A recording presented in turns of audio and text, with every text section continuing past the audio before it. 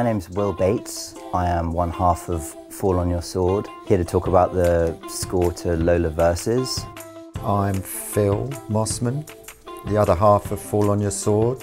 We were keen to do a film that was very different to Another Earth. We'd scored Another Earth for Fox prior to that, which was a human story with a science fiction subplot, if you like, and it was a very electronic score.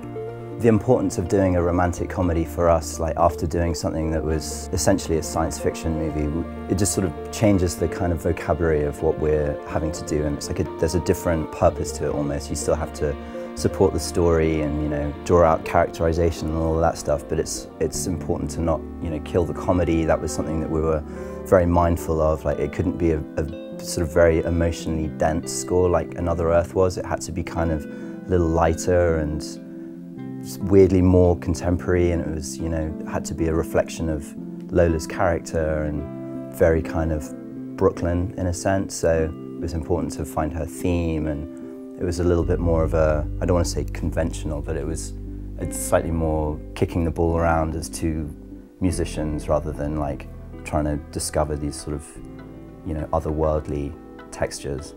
We use a lot of guitars in this score. Electric, there's some acoustic guitars.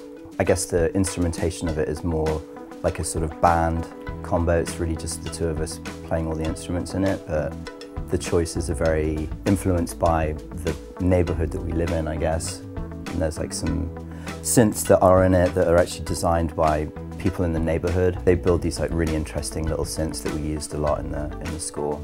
We're very sound driven, you know, always the first part of our process is to find the palette of instruments that we're going to use, and then try and stay within that, because, you know, obviously the choices are infinite, so you have to limit yourself and to get the language of the film sonically.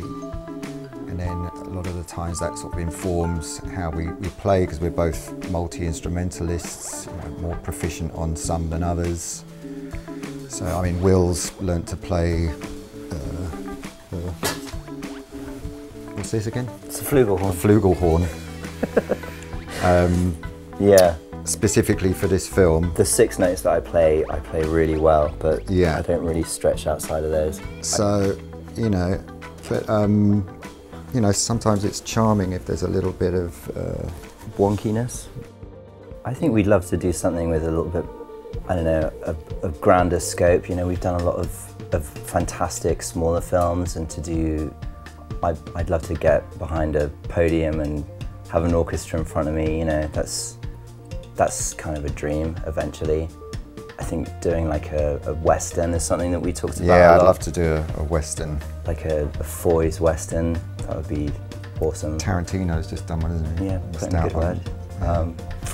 So yeah, and, you know, like doing as crazy as it sounds, like doing a full-on, like full-blown action movie, I think in a way is probably every composer's like secret fantasy. So, you know, but I mean, we're on such an interesting path right now. Every week there's some new project on the horizon that's like a real surprise to us. So it's been an exciting year, couple of years.